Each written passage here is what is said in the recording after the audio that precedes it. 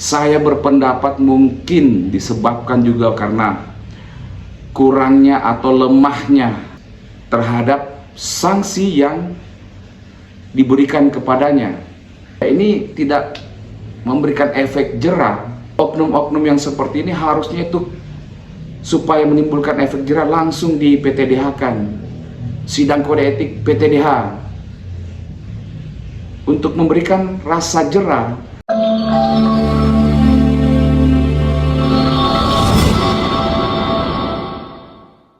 Sahabat Solmat, viral lagi viral seorang bapak yang pekerjaannya sebagai pencari bekicot di salah satu kabupaten di Jawa Tengah mengalami peristiwa penangkapan atau salah tangkap kembali dan lagi-lagi oleh oknum. Ya, banyak ramai beredar di media sosial, baik itu di TikTok ataupun di YouTube dan di mana-mana, memperlihatkan sebuah video berdurasi pendek bagaimana proses bapak ini dipaksa untuk mengakui perbuatannya, yang dipaksa untuk mengakui sebuah perbuatan yang tidak dilakukannya. Kembali oknum-oknum yang berada di kepolisian, institusi polisi Republik Indonesia, Bapak Kapolri, Bapak Polda, Kapolda Jateng. Inilah gambaran-gambaran yang banyak terjadi di masyarakat lapisan bawah.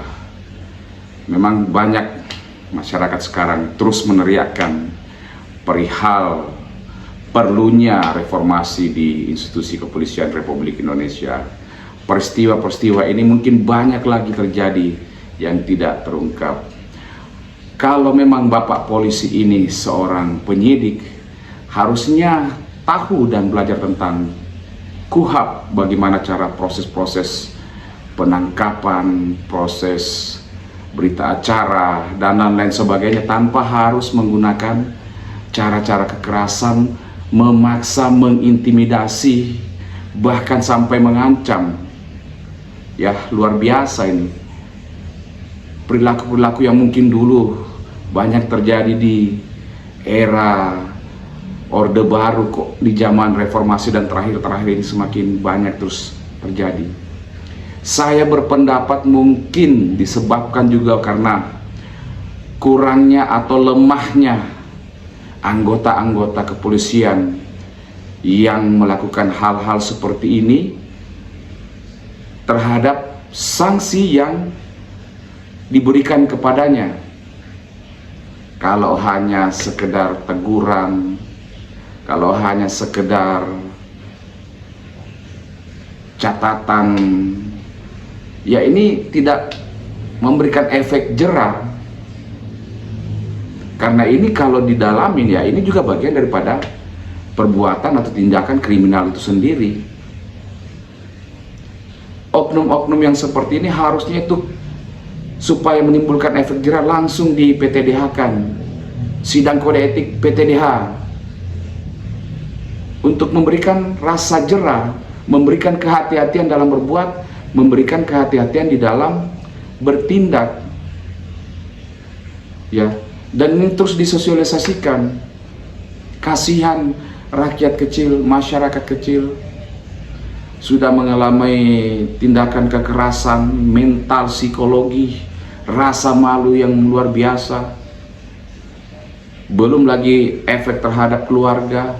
Mungkin boleh punya anak yang lagi bersekolah, dibully, keluarga, istri. Ya, tidak habis-habis kita masyarakat Indonesia berpikir, kok masih ada hal-hal yang seperti ini terjadi dan terjadi. Sama seperti di kasus Vina Cirebon, 8 terpidana ketika diperiksa mengalami kekerasan yang begitu luar biasa yang diungkap pada saat persidangan peninjauan kembali. Harusnya kalau memang sebagai penyidik, untuk mendapatkan pengakuan dari pelaku tidak harus memaksa menggunakan kekerasan. Perlihatkan petunjuk-petunjuk, perlihatkan bukti-bukti. Bahkan seharusnya keterangan terpidana pelaku ya tidak menjadi sesuatu yang mutlak, walaupun itu juga memang dibutuhkan. Makanya dalam level pembuktian, keterangan pelaku, keterangan tersangka itu sangat paling bawah.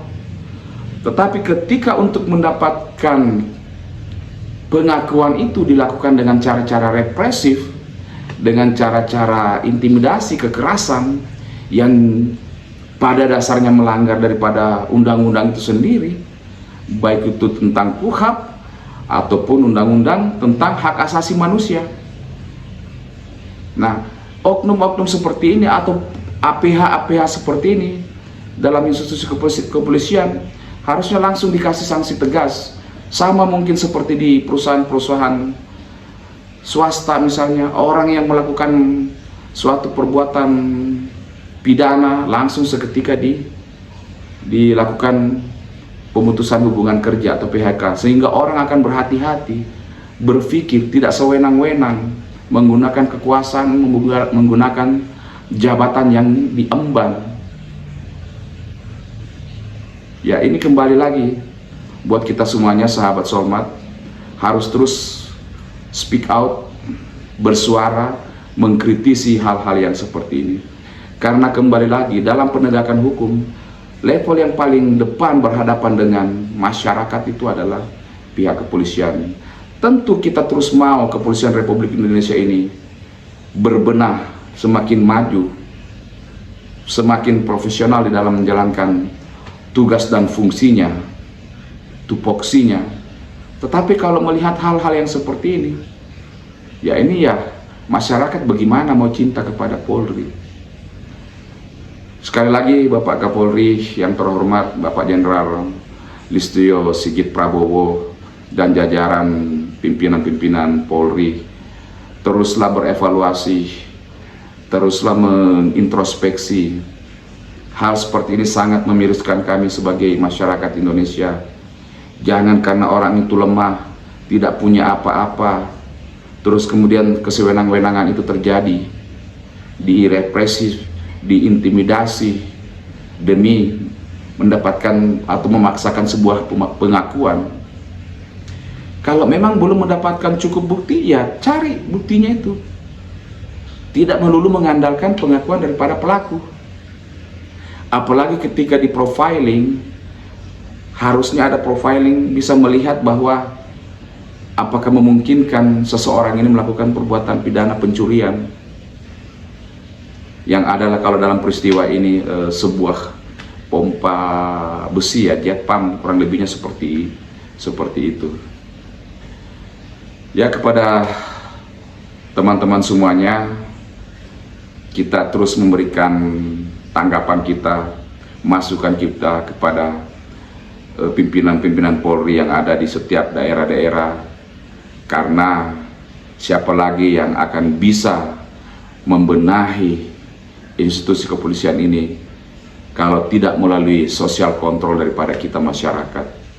Kita semuanya memberikan masukan, mengkoreksi habis-habisan kalau perlu. Pak Jenderal Listio mengatakan bahwa siapa yang mengkritik paling keras terhadap Polri itu adalah sahabat Polri yang paling dekat. Jadi masyarakat tidak perlu sungkan, masyarakat tidak perlu takut untuk mengkritik oknum-oknum kepolisian atau oknum-oknum aparat penegak hukum. Tetapi juga mohon kiranya Bapak Kapolri dan jajarannya bereaksi yang positif terhadap masukan-masukan ini. Dan kami masyarakat Indonesia kembali tak henti-hentinya memohonkan kepada Bapak Presiden Prabowo Subianto untuk terus melakukan evaluasi terhadap kinerja Kapolri ini, supaya Kapolri dalam menuju Indonesia emas benar-benar menjadi bagian pengayom masyarakat, bagian daripada penegakan hukum di Indonesia, sehingga hukum itu benar-benar bisa berdiri tegak. Negara kita ini benar-benar sebagai negara hukum, bukan sebagai negara kekuasaan dan hukum sebagai panglima. Demikian juga kami memohon kepada DPR RI yang membidangi kepolisian, dalam hal ini Komisi 3, untuk terus memberikan sorotan-sorotan kepada kepolisian. Masyarakat kadang sudah capek, sudah lelah, bahkan takut melihat tindakan-tindakan seperti ini. Masyarakat menjadi takut, tindakan represif, tindakan intimidatif, tindakan kekerasan. Mau bersuara mungkin takut, mau membela kebenarannya, haknya, takut. Inikah yang akan diwariskan kepada anak cucu kita ke depannya? Dan kita menggaung-gaungkan menuju Indonesia emas, tetapi dengan kepolisian kita yang masih seperti ini, masih jauh panggang dari api. Oleh sebab itu, tak henti-hentinya kami masyarakat Indonesia mohon buat Bapak Presiden, pimpinan kepolisian, pimpinan DPR RI untuk terus membenahi aparat-aparatnya di level-level masyarakat, level polsek, mungkin level binmas, sampai ke tingkat yang paling atas, agar supaya masyarakat Indonesia ini mendapatkan ketenangan, keadilan, dan kepastian hukum, jauh dari perasaan takut, jauh dari perasaan intimidatif, jauh dari perasaan kekerasan, sehingga masyarakat bisa bekerja dengan baik, berprestasi dan berkarya dengan baik. Salam keadilan, salam Bang Solmat.